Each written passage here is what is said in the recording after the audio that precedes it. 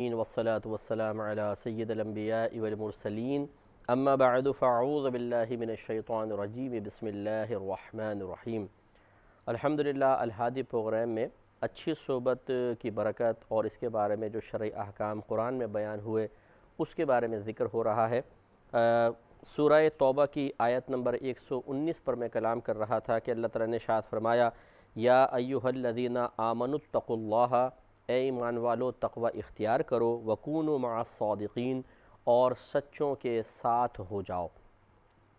تو ہم پچھلے پروگرام کے آخر میں یہ بات عرض کر رہے تھے کہ جس طرح یہ خطاب مردوں سے ہے ایسے ہی یہ خطاب قیامت تک کی آنے والی خواتین سے بھی ہے، تو ہماری بہنوں کو بھی چاہیے کہ تقوی اختیار کریں۔ اور میں معذرت کے ساتھ یہ بات کہہ رہا تھا پچھلے پروگرام میں کہ ہماری بہنوں میں اس بارے میں بڑی بے احتیاطی پائی جاتی ہے کہ وہ اپنی زبان کو قابو میں نہیں رکھ پاتی، کبھی غیبت میں چلتی ہے، کبھی چغلی میں، کسی کے راز ظاہر کرنے میں، اور اسی طرح جستجو کا مادہ بہت زیادہ ہوتا ہے، کریدنا، دوسرے کو ٹو لگانا، اسی طرح پھر شوہر کے ساتھ بدتمیزیاں کرنا، زبان چلانا، اور یوں ہی بڑوں کے ساتھ جیسے ساس کے ساتھ بدتمیزیاں کرنا، یہ چلتا رہتا ہے خواتین کے اندر۔ اور یہ بھی دیکھا گیا ہے کہ بعض خواتین حج بھی کر کے آ جاتی ہیں، عمرہ بھی کر کے آئی ہوئی ہیں، نمازیں بھی پڑھ رہی ہیں، لیکن ساتھ ساتھ یہ سارے کام بھی چل رہے ہیں، تو ان کو شاید حقیقت تقوی کا بھی نہیں پتہ چلا ہے۔ تقوی صرف نماز پڑھنے کا نام نہیں ہے، تقوی صرف حج کر لینے کا نام نہیں ہے کہ حجن بن گئی، اور اکثر تو ایسے ہی ہوتا ہے کہ اپنا حج کیش کرتی ہیں وہ، کہ جاتے ہوئے سارے ان کو چھوڑنے جائیں ایئرپورٹ پر، پھر لینے کے لیے بھی سب لوگ آئیں، ہار ڈالیں، پھر ان کا حجن نام لیں، پکاریں، پھر ان کو عزت دیں، ان کی دعوتیں کریں۔ جب تک یہ چیزیں نہ ہوں تو وہ ناراض رہتی ہیں اور کسی کو یہ سمجھتی ہیں کہ اپنائیت نہیں ہے ان کے اندر۔ تو اس طریقے سے اپنے عمل کا اظہار کرنا بہت زیادہ، اور اس کے بدلہ اس کا چاہنا کہ اب اس کے بدلے میں لوگ ہمیں عزت دیں، تو اس سے تو چاہے مرد ہو چاہے عورت، لیکن چونکہ ابھی میں بہنوں کے بارے میں کلام کر رہا ہوں اس لیے میں نے حجن کا کہا، ورنہ حاجی بھی کم نہیں ہے۔ تو مراد یہ ہے کہ اس طرح وہ عمل کہ جس کو سنا کر اور اس کے بدلے میں عزتیں سمیٹ کے بظاہر ایسا لگتا ہے کہ ضائع کر دیا، اس کو صرف اختیار کر کے سمجھنا کہ میں متقیہ ہو چکی ہوں، یہ بہت بڑی بے وقوفی ہے۔ جیسے میں نے عرض کیا کہ تقوی علم کے ساتھ حاصل ہوتا ہے۔ ایک تو بہنوں میں علم کی بڑی کمی ہوتی ہے، سیکھنے کی جستجو نہیں ہوتی ہے۔ دوسرا پھر یہی کہ وہ اگر نمازیں پڑھ رہی ہیں کافی سمجھ کر، اب غیبتیں، چغلیاں، اس طرح، تو اس لیے بہنوں کو چاہیے کہ وہ بھی تقوی سے طرح اختیار کریں، اور اس کے بعد اچھوں کی صحبت میں رہنے کی کوشش کریں۔ اگر آپ کو اچھا کوئی نظر نہیں آتا، یعنی ایسی خاتون نہیں ملتی جو صاحب علم بھی ہوں اور وہ زبان کی احتیاط بھی کرتی ہوں، نگاہ کی احتیاط کرتی ہوں، اپنے شوہر کی مطیعہ فرما بردار ہوں، ایسے نہیں ملتی تو آپ بن کر دکھائیں تاکہ آپ کی صحبت میں رہ کر دوسری خواتین اچھی بن جائیں۔ تو اس لیے اب یہ ہوتا یہی ہے کہ ہم کہتے ہیں جی آج کل تو اللہ کے ولی نظر ہی نہیں آتے، بعمل لوگ نظر ہی نہیں آتے، کیا کریں، کہاں جائیں؟ تو جیسی پرابلم آپ کو محسوس ہو رہی ہے ایسی دوسرے لاکھوں کو ہو رہی ہے۔ اگر آپ کو نہیں مل رہا تو آپ کیوں نہیں بن جاتے، تاکہ آپ دوسروں کو اچھی صحبت فراہم کریں، تاکہ آپ دوسروں کے لیے رول ماڈل بن جائیں، تاکہ جس طریقے سے آپ نے تو بڑی محنت اور مشکل سے ایک چیز کو حاصل کیا، دوسروں کے لیے یہ چیز آسان ہو جائے آپ کو دیکھ کر۔ اس کے لیے ہم کیوں نہیں قدم اٹھاتے؟ ہم کیوں انتظار کرتے رہتے ہیں کہ کوئی دوسرا ہمیں ایسا رول ماڈل ملے تو اس کو دیکھ کر پھر ہم صحیح ہو جائیں گے؟ یہی ہماری سب سے بڑی غلطی ہے، اور شاید ہم سمجھتے ہیں کہ یہ ہمارے لیے ایک ایسا عذر ہمارے ہاتھ میں آ گیا کہ بروز قیامت اللہ کی بارگاہ میں اس کو پیش کر کے ہم بچ جائیں گے کہ اللہ تعالیٰ کوئی تھا ہی نہیں ایسا کہ جس کو دیکھ کر ہم نیک بن جاتے، جس کی صحبت میں رہ کے ہم اچھے ہو جاتے۔ تو اگر جواب میں اللہ تعالیٰ نے بیان فرما دیا تو پھر میں نے تو کہا تھا، پہلے یہ کہا تھا کہ ایمان والو تقوی اختیار کرو، پھر یہ کہا تھا کونوا مع الصادقین، تو پھر تم نے خود تقوی اختیار کر کے کیوں نہیں دوسروں کو موقع فراہم کیا کہ وہ آپ کو رول ماڈل بناتے اور گناہوں سے بچتے؟ تو پھر کوئی جواب نہیں ہوگا۔ اس لیے بہنوں کو چاہیے کہ ذرا احتیاط کریں۔ تو میں یہ آپ کو بتا رہا تھا کہ خواتین جو ہوتی ہیں یہ عموماً ایسے ہی ہوتا ہے کہ ایک دوسرے کے ساتھ رہ کر خراب ہوتی چلی جاتی ہیں۔ ایک عورت ہے وہ اپنے برقع سنبھالے گی، نکل لے گی محلے کے اندر، دوسری کے پاس پہنچی اور بہن کیا حال چال ہے؟ وہاں بھائی کیا بتاؤں، بس ایسی گزر رہی ہے زندگی، کیا ہوا؟ ارے تمہارا نکما نکھٹو جو میرا، تو آپ کا جو بھائی ہیں، بھائی سے مراد میرا شوہر، اور پھر وہ برائیاں شروع کر دیں گی، وہ دوسری بولے گی میں بھی اسی عذاب بھگت رہی ہوں کم وقت کا، وہ اپنی کہانی شروع کر دیں گی، دونوں ایک دوسرے کو سنا کے اچھی طرح غیبتیں کر کے اپنا نام اعمال نیکیوں سے خالی کر کے، اچھا بہن کیا کریں اب صبر ہی کر رہے ہیں۔ یہ ہے ان کا بھیانک اور پرسرار صبر کہ پوری برائیاں کرنے کے بعد اب یہ نکل لی ایک ادھر کو ایک ادھر کو، وہ اپنے اپنے مشن پہ، پھر وہ دوسرے کے پاس۔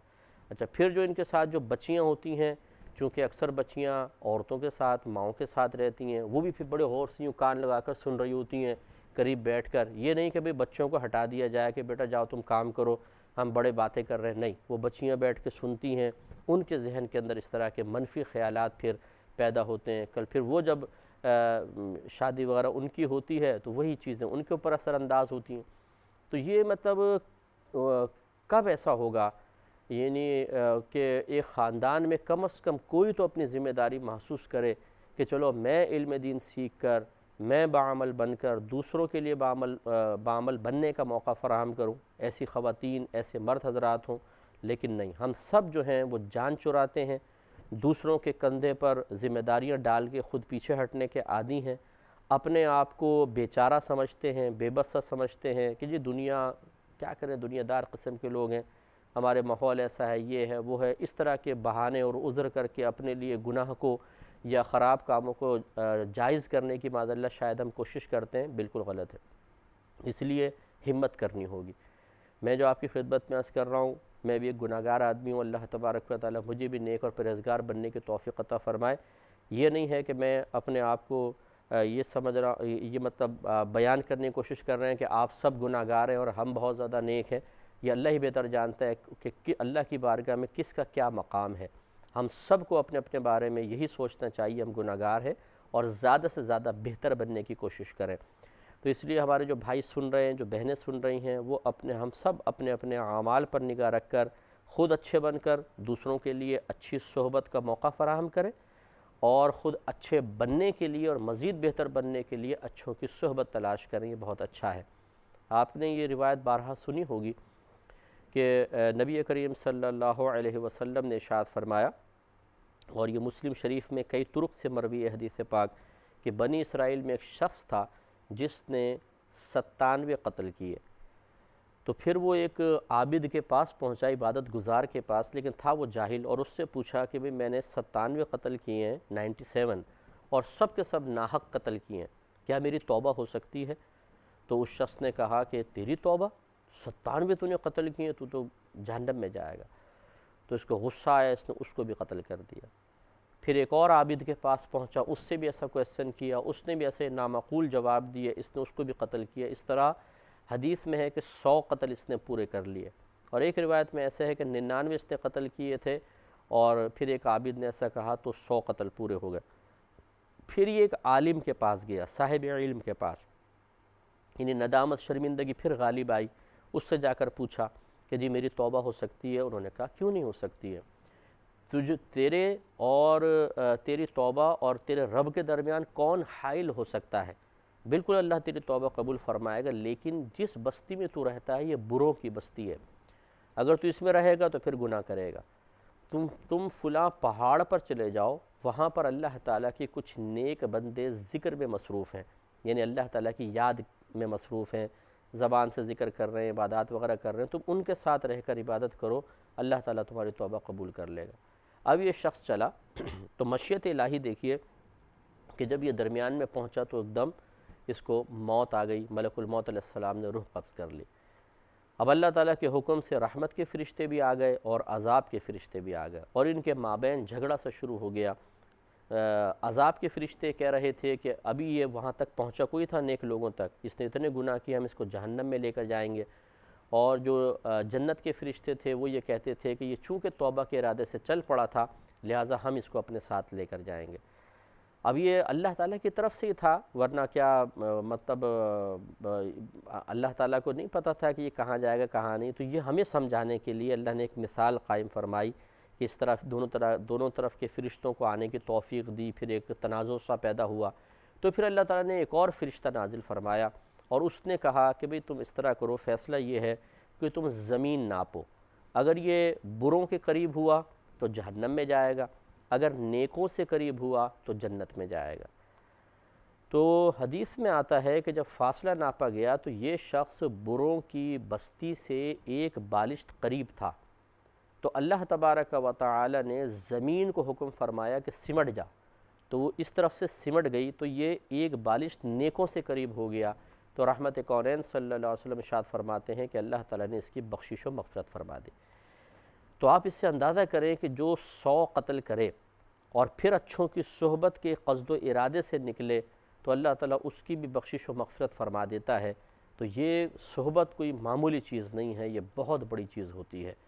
اور دوسری بات یہ کہ اگر انسان اس سے پتہ چلا، ہمارے آقا صلی اللہ علیہ وسلم نے بعطاء الہی ہمیں اس حدیث میں یہ بات سمجھا دی کہ اگر آپ نیک بننا چاہتے ہیں، اگر آپ چاہتے ہیں کہ آپ کی توبہ اللہ کی بارگاہ میں مقبول ہو، اللہ تعالیٰ آپ کی بخشش و مغفرت فرمائے، آپ آخرت کے عذابات سے محفوظ رہیں، تو پھر اچھوں کے پاس آئیے، اچھوں کی طرف چلیے۔ صحبت اختیار کرنا تو دور کی بات، اچھوں کی طرف چلنا بھی شروع کریں گے تو یہ بھی باعث سے بخشش و مغفرت ہو جاتا ہے۔ تو اس لیے میں اپنے دیکھنے والے تمام بہنوں اور بھائیوں سے گزارش کرتا ہوں، جو ہمیں سن رہے ہیں دیکھ نہیں پا رہے، ان سے گزارش کرتا ہوں کہ کم از کم ارادہ تو ہم کریں نا کہ ٹھیک ہے ہم نیک بھی بنیں گے اور انشاءاللہ اچھوں کی صحبت اختیار کریں گے،